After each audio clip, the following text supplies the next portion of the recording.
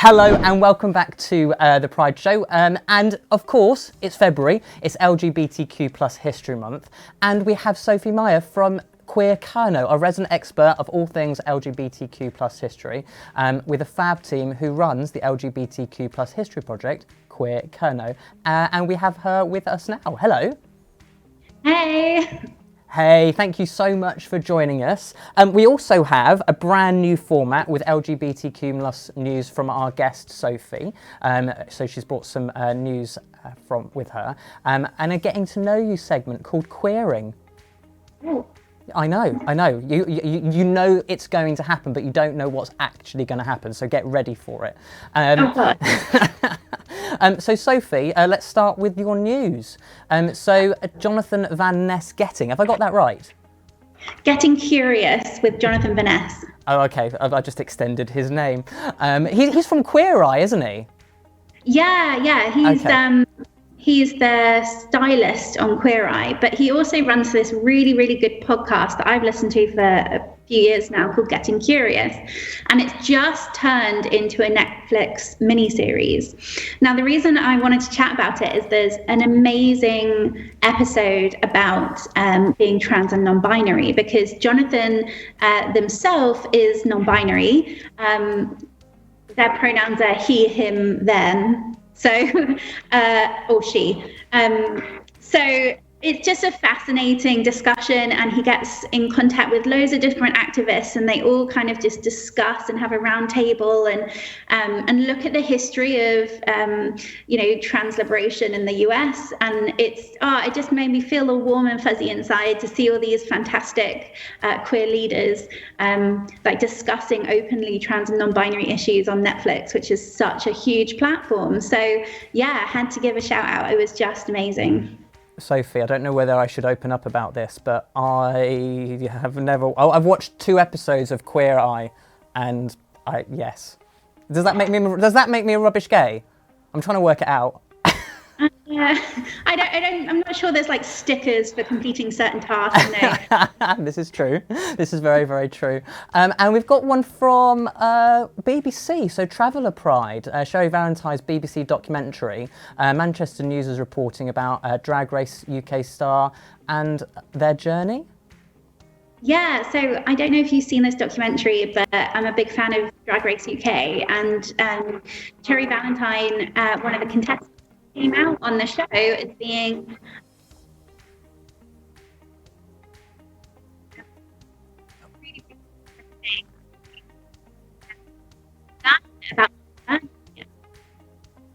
really much about the traveller and gypsy community. So it was really enlightening as well. So it's just kind of like a learning exercise, and just like finding out more about different experiences in the queer community. I thought it was really, really interesting and really touching. Yes. Again, love UK Drag Race, love Cherry Valentine, absolutely fantastic drag artist. And it's really eclectic, kind of that story and the way that it was produced. Again, if you haven't watched the documentary, highly recommend watching it. I've seen snippets of it already. Absolutely fantastic. And very, very topical.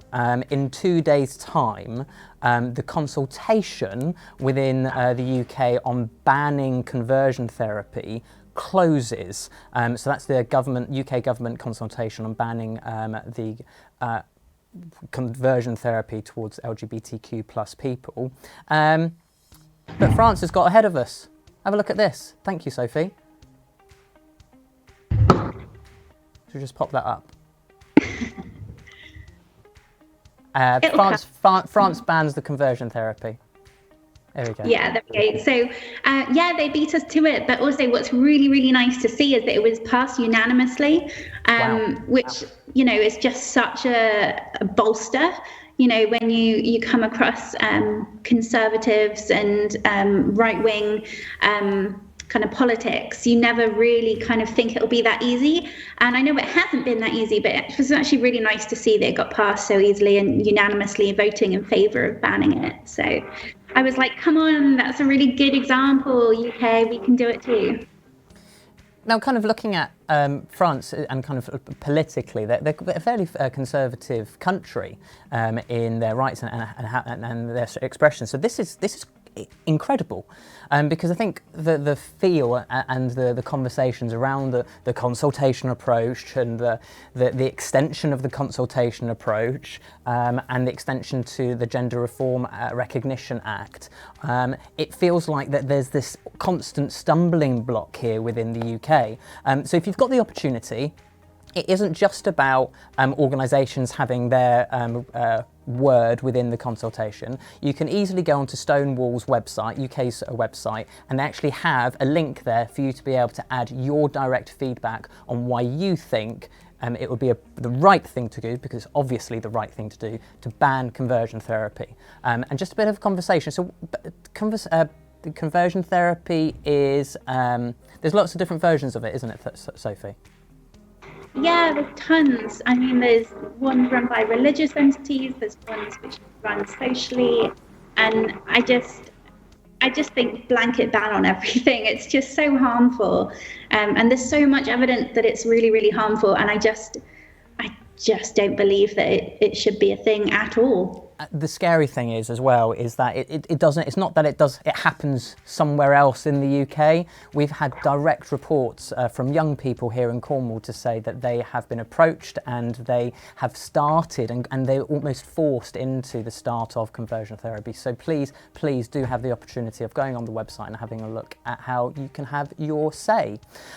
Another news report, a new LGBT Christianity group or report, so Church Christian Research.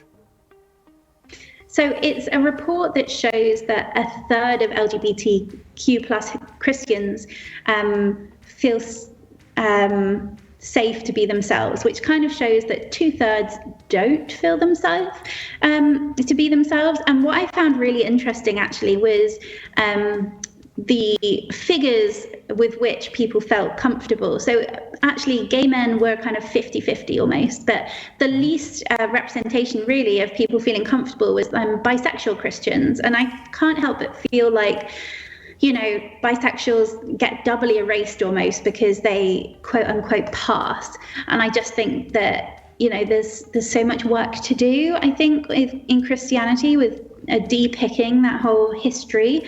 But, you know, there's some fantastic queer people working in Christianity right now. I don't know if you've heard of Jay Hulme. He's a trans poet who is working on I can't remember, somewhere up north, but he's fantastic and just published his first book of Christian queer poetry.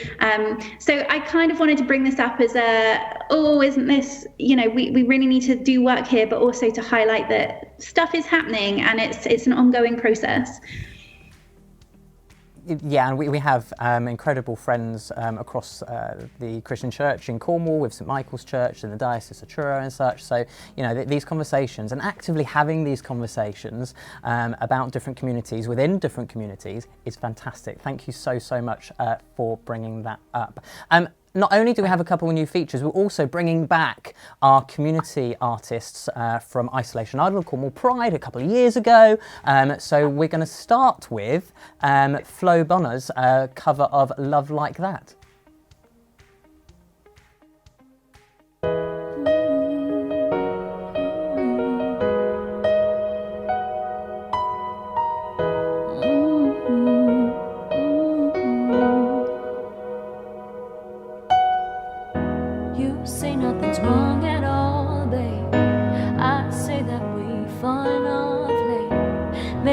We just ain't been on the same page. In my mind I'm done fighting, in your heart you keep trying, and the truth is I hide it, and that's just the way we are. Can say you love me when it's like that, can say I love you when it's like that. If it was new it won't be like that. To everybody else it would just all be mine, but I love it, we make up like that, and you love it when I make you mad, and maybe we just love like that, and maybe we just love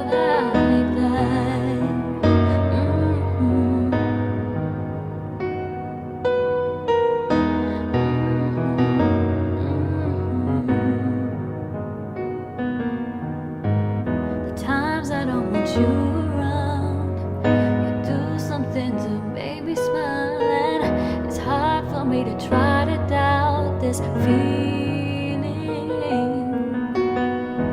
Yeah, we could just walk away. Yeah, we could just stay away.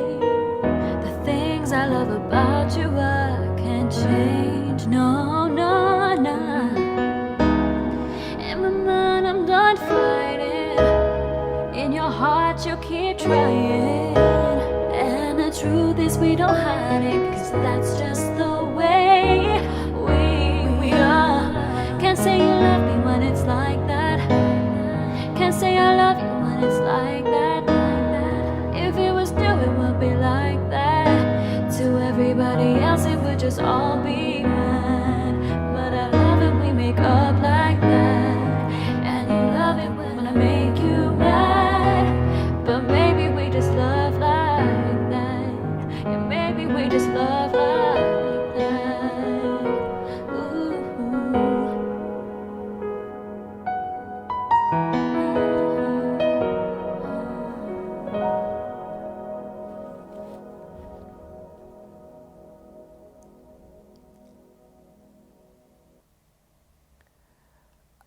Yeah, Flo, thank you so much, and thank you for all of the incredible community performers that we have up and down Cornwall as we run into 2022, because there's loads of things going to be happening. Really excited for the announcements later this month.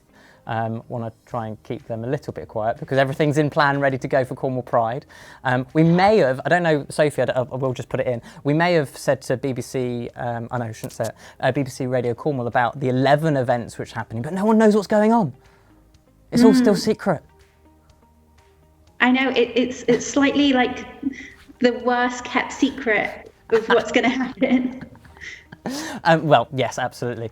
So, more importantly, it is LGBTQ plus History Month, and there's an exhibition of queer history right here in Cornwall, which you have curated at Kernow. Can you tell us where Kernow is and what's the exhibition? Yeah, so Kernow is the county records office for Cornwall, and they just opened a brand new purpose-built building in Redruth, and it's a really, really lovely building. You can pop in, they've got a lovely cafe there, places to kind of sit and work. You don't have to have an appointment, you can just turn up and have a look. So what I've done is I've been funded to look at some of the archives in Kernow, and specifically at the Outback Magazine, which is a magazine that was created in the early 90s, ran right up until 2008, and it was created by lesbians in the Southwest. So we're talking pre-internet, just before the internet comes in like the early 90s, which I think is really, really interesting.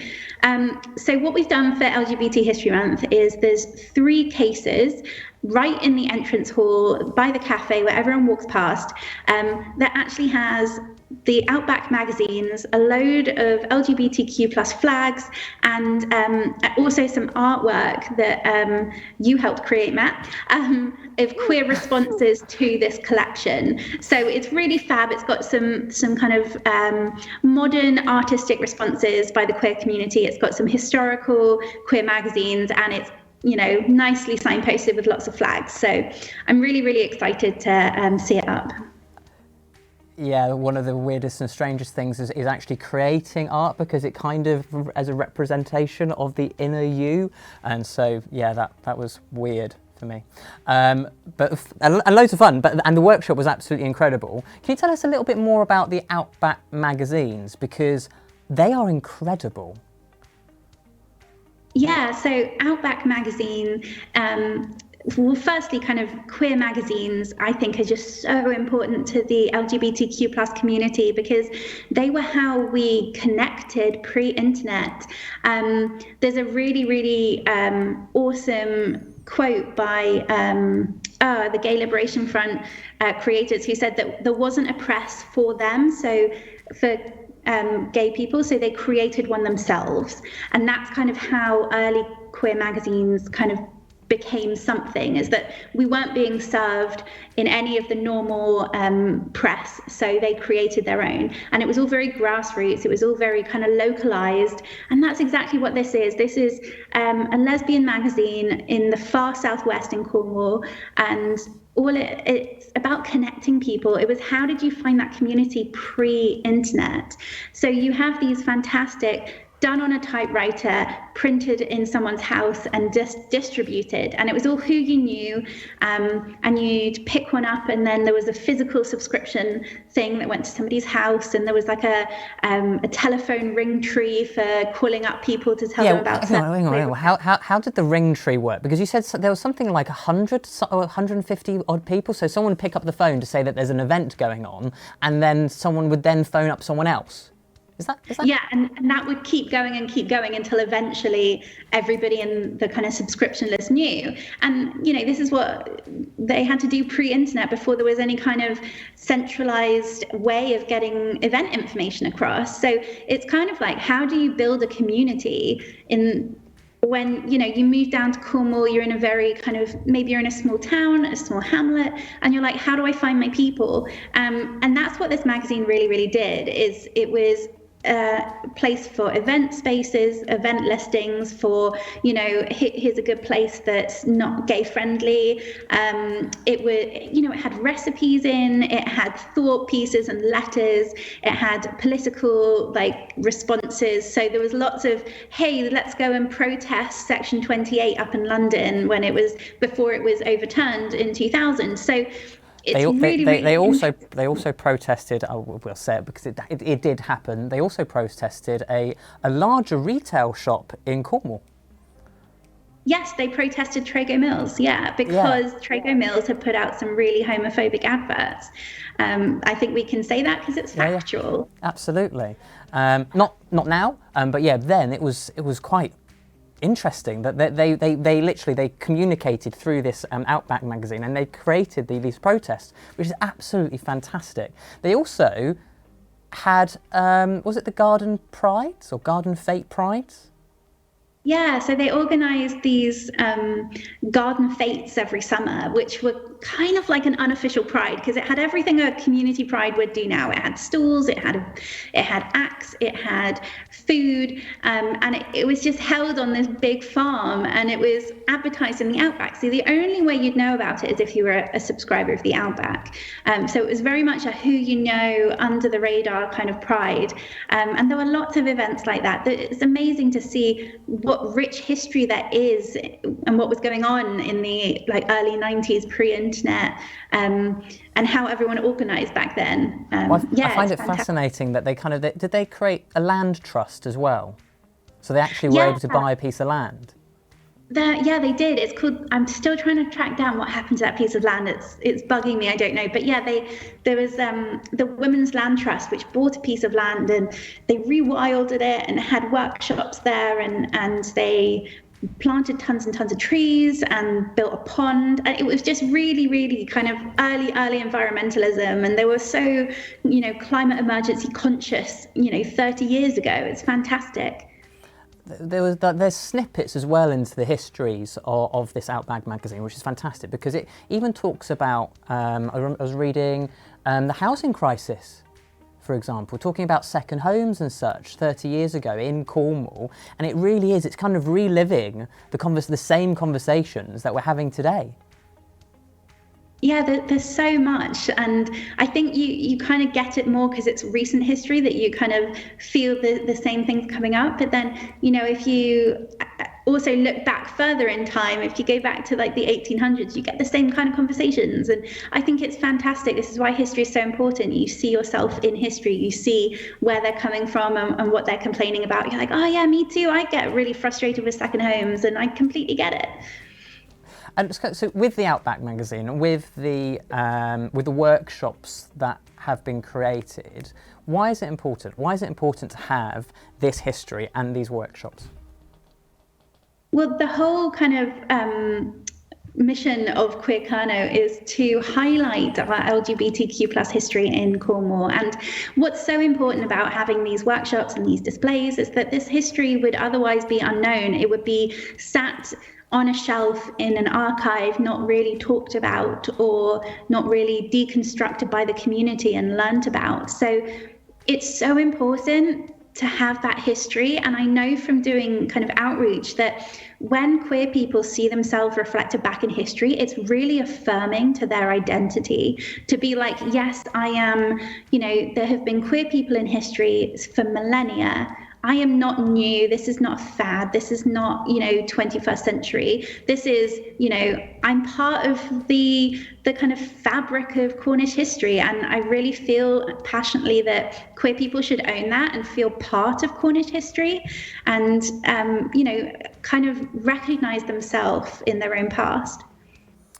And the workshop that was created, and thank you so much for creating that, really got lots of people to start thinking about their expression and obviously having those conversations and historic elements of Outback Magazine and the other queer zines that are available, including Rebel Dykes, which I thought was, Dyke Inc., which is fantastic, is kind of, why is that important? Why was it important to have that workshop and to have that creative element? I think it's really important because I think people learn by doing. I think that it's great to have, academic kind of write-ups and research, but it's about communicating that history in a way that's accessible to a lot of people. And what I found running Queer Kernow is that people really connect with history when they're doing something creative, when they're learning about it in an artistic way, in a new kind of view. So to be able to show in this workshop the historical Outback newsletters and then say, okay, we're going to go create our own newsletter, it really makes you think about what they would have put in that Outback newsletter, what would we put in now, and think about it more critically as well, and interact with their history in a new way because you're being have this creative ask.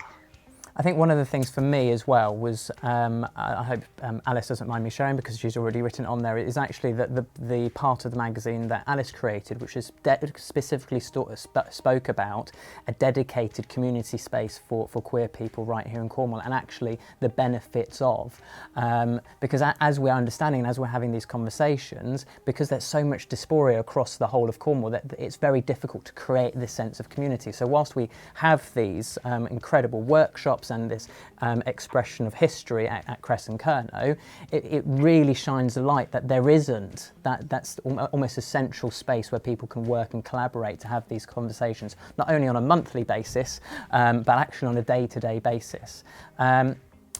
With the exhibition itself, who will benefit? What's actually in the exhibition? So in the exhibition, there's a little intro panel that the amazing Chloe Hughes from Queer Kernow has kind of written and had printed, just explaining the history of the collection and the creative responses that were created by the community in that workshop. And what I think is great is that this exhibition isn't directly targeted at any one section of society. It's literally in the entrance hall of Queer Kernow, there for any visitor who goes past. And that is what I think is so important, is that, yes, I wanted to keep the workshops within the queer community, but really the displays and the explanation of what this history is should be put on display for every member of society, every person that goes in that building, because queer history is not just ours, it's part of the pantheon of Cornish history, and that's interested to any Cornish person. Anyone who lives in Cornwall should be interested if they like history. But yeah, I think that it's really important that we have these stories on display because it breaks down those barriers of people thinking that there is no queer Cornish history, not just within our own community, but within the wider Cornish community and the wider community of people that live here. We could literally go on all day because I find it, and you have literally inspired me with the elements of different history, queer history here in Cornwall. I don't know them all, but I'm definitely going to say Daphne du Maurier, and more can be found on your website with all the pinpoints and the different historical accounts. And I know that you're going to be building more. Why is it important to talk about LGBTQ+ History Month this month? So LGBTQ+ History Month was created in 1994 by teachers as a way of, in the US, I should say, I think, as a way of, shouting about LGBTQ plus history. And what I think, and why I think it's so important is because of the legacy of Section 28 that was only overturned in the UK in 2000. So Section 28 made it illegal for any kind of LGBT history to be taught in schools. And that's why I think we need to have this month to counteract the really, really heinous and subversive messaging of Section 28, of kind of, straight washing history. And because that happened, I think we need to have this month to shout about the fact that we're here, we're queer, and we have been for millennia. And because there is, queer history isn't taught in schools, that's a massive gap that really we need to be filling. So LGBTQ plus History Month is so important because it's just about making sure that people know you're part of history too, like you're reflected in history, and it's for everyone. Thank you so much, Sophie. I've got more questions, but but I want to actually put in a song. So let's have Elif Armstrong with a cover of Lost Without You.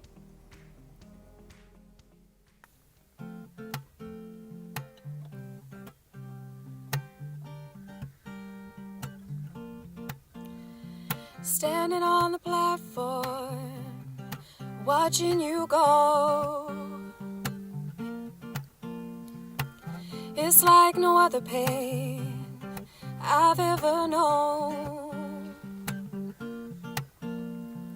To love someone so much, to have no control. You said I wanna see the world, and I said go. But I think I'm lost without you. I just feel crushed without you. I've been strong for so long that I never thought how much I needed you. I think I'm lost without you. Strangers rushing past, just trying to get home. You are the only safe haven that I've known. Hits me at full speed, feels like I can't breathe, and nobody knows this pain inside me. My world is crumbling. I should never have let you go. I think I'm lost without you. I think I'm lost, lost, lost away. Whoa,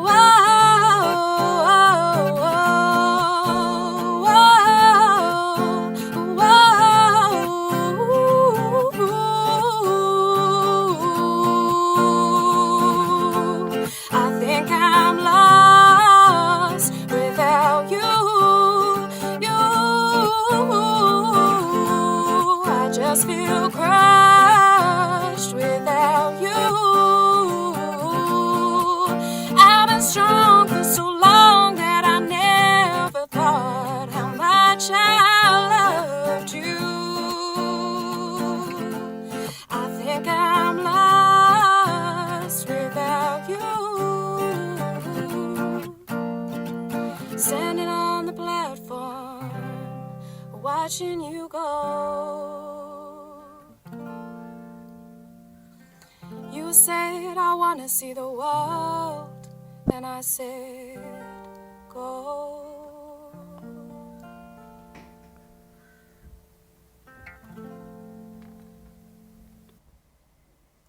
The incredible Eli Armstrong.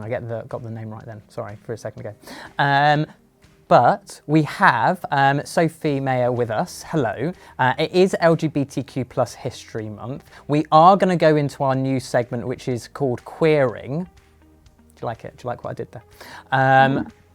But before we do, can you tell us a little bit about LGBTQ plus history in Cornwall? What accounts have you already found?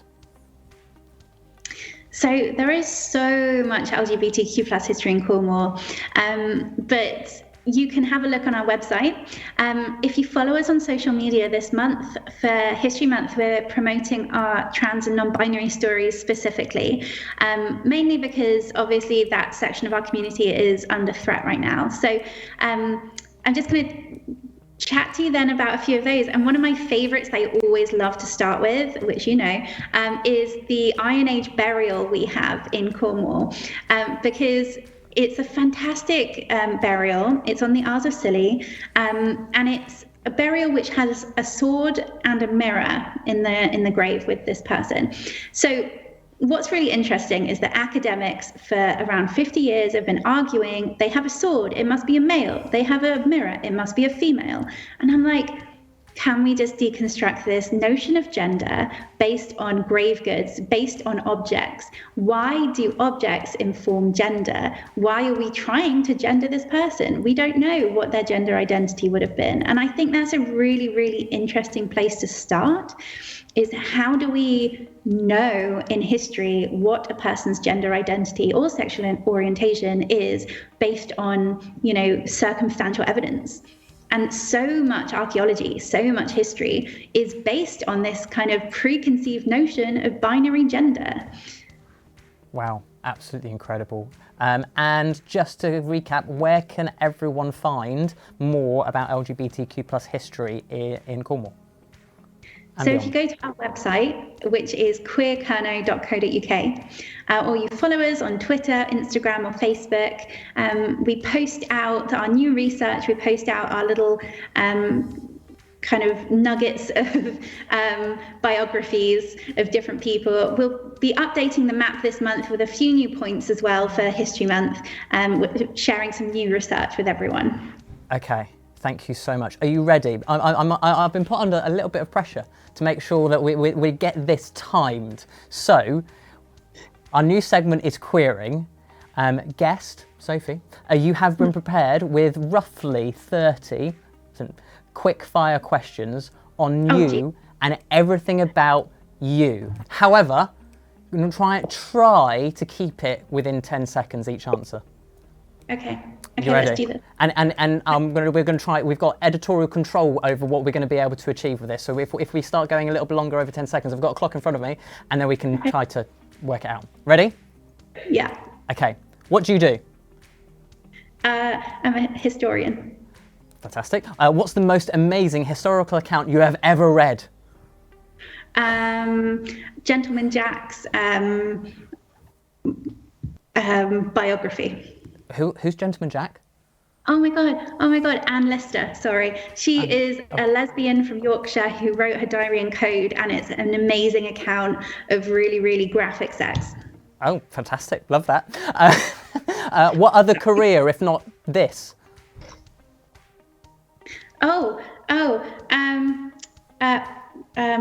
Handywoman. Oh, why that career? I love fixing things. Ask my wife, I'm constantly getting out chainsaws and things like that. Hang on, chainsaws? I have a chainsaw license. Nathaniel has one too, my husband, but he doesn't have a license. He probably should get one. What's your favourite subject in school other than history? Oh, that's mean.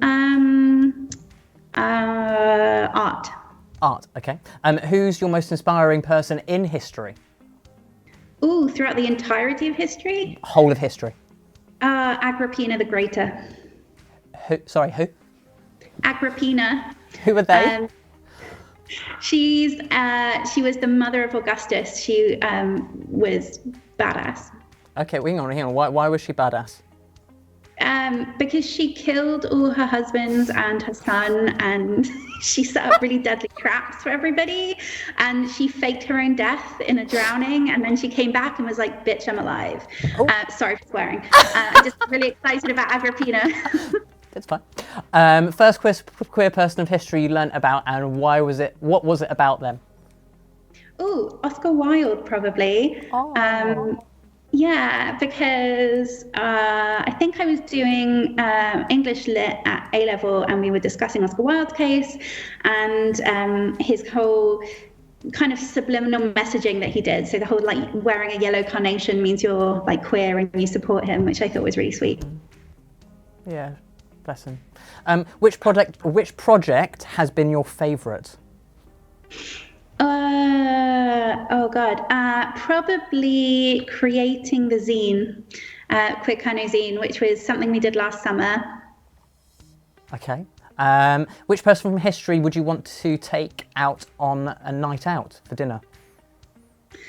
That's really Sorry, Casey. good. Yeah, I would probably, this is going to be really, really boring, but I would say Cardinal Wolsey, because I really appreciate his, his new taxation reforms in 1536. I really want to get to the bottom of that. You're going to get nerdy answers. Stop, I was not expecting that. What taxation? Hey, I'm confused. What was the difference? So proportional taxation as opposed to blanket taxation. So he actually helped out a lot of kind of serfs and a lot of people from different like communities, because all of a sudden it was like you're taxed on what you earn rather than a blanket tax. So 1536 is actually my favorite historical year, just because of all the like the early modern rules and laws that came into effect. So you also had the Enclosures Act as well, where it was like okay. Most difficult project to create. I'm dyslexic, so I find it really hard to write academic papers. Thank you very much for sharing. Your top queer musician? Annie DeFranco. What was your favourite track? Oh God, you can't ask me that. Oh no. Fault Lines. Dog or cat? Both. Oh, that's not fair. Tell us a story about your animals. So my cat, I've got a kitten who's 10 months old, and he loves water. So you'll just find him rolling around in the bath after you've had a shower, because he really just loves to get damp. Love that. Favorite organisation to work with? Cornwall Pride. Yay! Organisation you'd like to work with? Oh, I'd like to work with. I think that Manchester Museum do some fantastic queer stuff. So I'd really love to do some stuff with them. Your worst subject at school? Maths. Who would you like to be stuck on a desert island with? I know, random. Pliny the Elder. Okay. The last book you read? Misty Copeland's autobiography. What was it about? So Misty Copeland was the first African-American ballerina to become a principal dancer with the American Ballet Theatre. You are literally so cool. What's your favourite character in a book? Oh my God, I love Hermione Granger. What's your book challenge all about? Oh, so I read, I do the 52 book challenge, where I try and read 52 books a year, and I have done for the last kind of 6 years. Any new queer people inspiring you today? Dan Foe, he's amazing. What annoys you about modern media? Right-wing press holding on to everything. What's your biggest phobia? Right-wing press? No. What's your biggest phobia? Straight white men. Have you ever replaced one historical figure with another? Sorry, have I ever what? Have you ever replaced one historical figure with another? Have I ever replaced one? What do you mean? As in, kind of, have you like moulded one with another by accident or on purpose? Oh, by accident. Yeah. Okay. Have you ever played any historical pranks? Historical pranks? I once wore a historical dress around a museum and went running around it with a sword. Okay, fine. Your favourite TV show? Oh, Pose. Favourite film? Lord of the Rings. TV character from the film or film character? I love Legolas. Okay. What 3 things would you take to a desert island? A book. Duct tape. You can make so many things with duct tape.